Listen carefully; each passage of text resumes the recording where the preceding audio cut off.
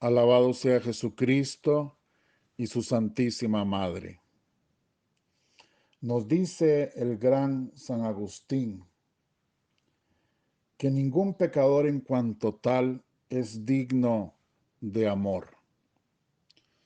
Nosotros sabemos por la palabra de Dios, por el catecismo, la doctrina de la Iglesia, que sí que el pecado produce entre el hombre y Dios, entre el pecador y Dios, un rompimiento total, una separación total, un vacío de gracia total.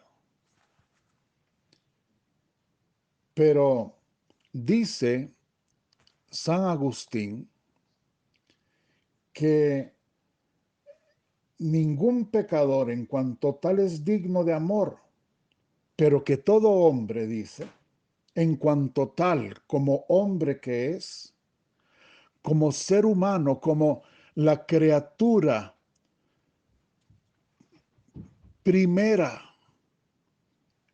culmen de toda la creación, el hombre en cuanto tal es amado, sigue siendo amado por Dios.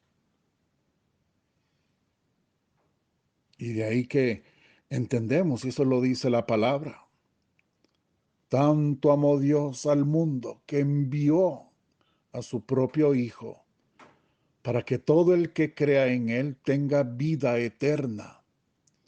Porque Dios no quiere que ninguno se pierda. Y por eso Jesucristo define su misión cuando dice, yo no he venido a otra cosa más que a salvar, a rescatar lo que estaba perdido, a sanar lo que estaba enfermo, a liberar lo que estaba cautivo, a dar vista a los ciegos, a levantar a los paralíticos, a proclamar un año de gracia y de bendición. El pecado nos aparta de Dios, imposibilita que corra por el alma la sangre de la gracia, de la santidad. Y aún así, Dios nos sigue amando. Casiano, un padre del desierto, en un libro que se llama Colaciones, en el número 4, dice, en ocasiones, Dios no desdeña de visitarnos con su gracia, con su bendición. A pesar de la negligencia y el relajamiento en que ve sumido nuestro corazón. Tampoco tiene a menos hacer brotar en nosotros abundancia de pensamientos espirituales. Por indignos que seamos, Dios suscita en nuestras almas santas inspiraciones, santos deseos. Dios mueve por esos caminos que digo que son inescrutables, que Dios abre a pesar de que esa alma con su pecado ha roto, ha destruido toda posibilidad de relación con Dios. El Señor abre misteriosamente y con su poder otras brechas, otros caminos para llegar a ella. Esa es la divina misericordia. Eso es fruto de ese océano infinito e insondable de divina misericordia. Jesucristo es la divina misericordia. Y por eso Jesucristo se define como el camino. Él es el camino por donde nos llegó la gracia, la bendición. Él es bendición. Bueno, pues sigue diciendo Casiano. Dice, el Señor suscita en nuestras almas esas inspiraciones y así nos despierta de nuestro sopor, nos alumbra en la ceguedad en que nos tiene envueltos la ignorancia y nos reprende y castiga por amor, con clemencia.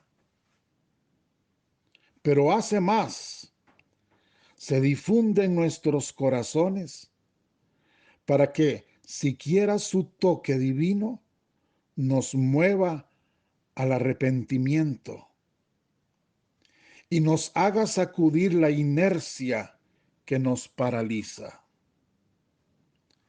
El Señor, infinitamente misericordioso, busca la manera siempre de llamarnos, de curar nuestra enfermedad. Nuestro Padre San Juan de la Cruz, en el cántico espiritual, en el número 11, nos enseña lo siguiente, y de una forma tan poética, tan bella como él sabe hacerlo. Dice, pero el amor, solo con amor se cura. El amor de Dios es la salud del alma. Y cuando no tiene cumplido amor, no tiene salud cumplida, y por eso está enferma. La enfermedad es falta de salud. Cuando el alma no tiene ningún grado de amor, está muerta. Pero cuando tiene algún grado de amor de Dios, por pequeño que sea, ya está viva, aunque muy débil y enferma, porque tiene poco amor. Cuanto más amor tiene, más salud tiene. Cuando tiene amor perfecto, tiene salud perfecta.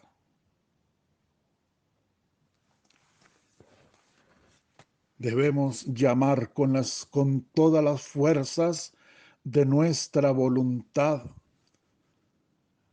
agarrándonos de ese ápice, de ese pedacito, de ese algo que hay en nosotros todavía, que queda en nosotros todavía de Dios, de su bondad y de su misericordia. Tenemos que agarrarnos de allí para mover nuestra voluntad, porque nuestra voluntad humana solo la podemos mover nosotros. Agarrémonos de eso que nos queda de Dios dentro. Yo sigo insistiendo, sigo repitiendo, perdónenme, de eso que Él ha dejado allí, que no ha permitido que desaparezca, de su divina misericordia. Para entonces nosotros, moviendo nuestra voluntad humana, llamemos a la voluntad divina. Esa divina voluntad que nos creó por amor y para el amor. Y digámosle nosotros con toda humildad, ven divina voluntad, ven con tu amor y ámame. Ven divina voluntad, lléname de tu amor y glorifícate en mí. Haz crecer el amor en mi alma. Ven, divina voluntad, y muéveme a una conversión sincera, auténtica. Ven y transfórmame. Ven y santifícame. Ven, divina voluntad, y bendíceme.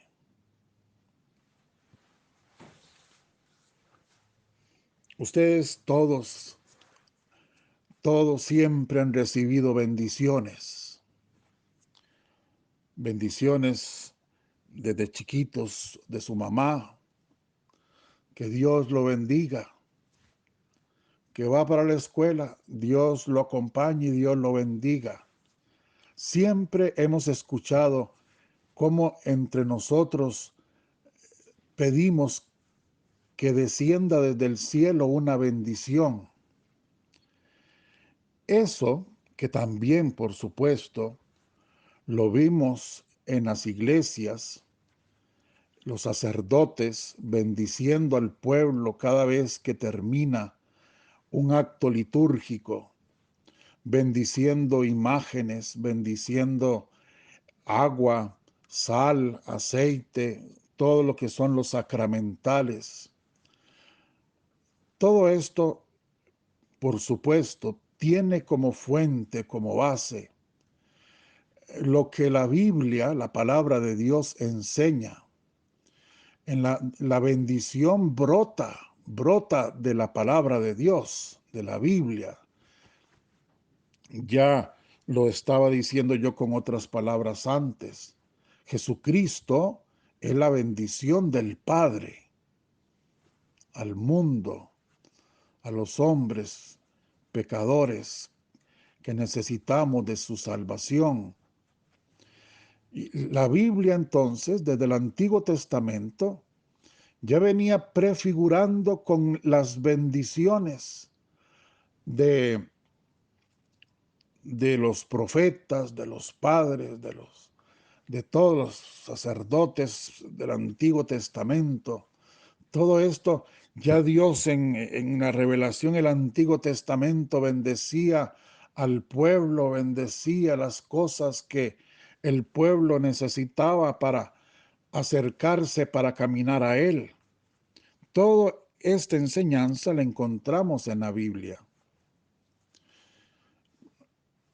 Pues entonces, en la Biblia aprendemos que la bendición es una fórmula, una palabra que es pronunciada con una intención concreta por alguien, por un instrumento, el que bendice, y que esta bendición pronunciada con fe atrae de una manera especial la gracia divina sobre la persona o el objeto que se bendice. Me acuerdo en el seminario, el padre que nos enseñaba la teología decía que cuando ese instrumento, esa persona, pronuncia esa fórmula de bendición con fe, dice, el cielo es como que se abre en una compuerta del cielo, se abre y decía, e inmediatamente cae como un aguacero, una lluvia que, como dice la palabra de Dios, si cae en tierra, no puede no empaparla. O sea, toda bendición es eficaz. Toda bendición que se hace con fe es eficaz. Los sacerdotes, los diáconos, los ministros, y también, ¿por qué no decirlo? Por supuesto, las mamás, los papás, los esposos a sus esposas, las esposas a sus esposos, todos, todos. Debemos cuando bendecimos, cuando decimos Dios lo bendiga, debemos hacerlo con fe, con convicción, con fe viva, porque, porque no somos nosotros los que bendecimos, es Dios el que bendice. Simplemente yo soy el medio que Dios utiliza, que ha utilizado siempre, y esto desde el Antiguo Testamento, desde nuestro primer padre que se llamó Padre en la fe, que se llama Abraham. Dios siempre ha escogido o ha permitido, mejor dicho, que el hombre participe como su colaborador en ese trabajo de bendición, de hacer descender del cielo gracia y bendición.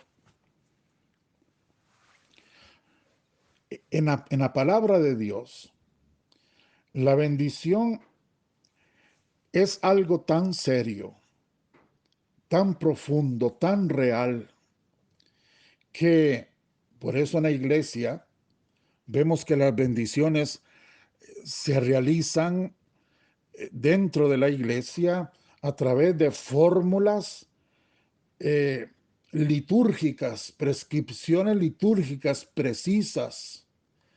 Y muchas de estas fórmulas litúrgicas están reservadas solo a obispos y a sacerdotes. Esto por el mismo poder que tiene el obispo, que tiene el sacerdote, que tiene el diácono, fruto de su propio ministerio. Como lo dice la palabra, San Pablo dice, los sacerdotes son dispensadores de los misterios de Dios.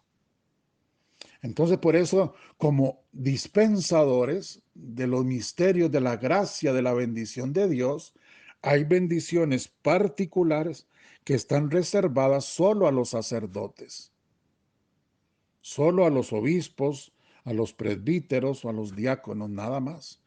La gente no puede bendecir con, específicamente con esta intención que solo el sacerdote lo puede hacer.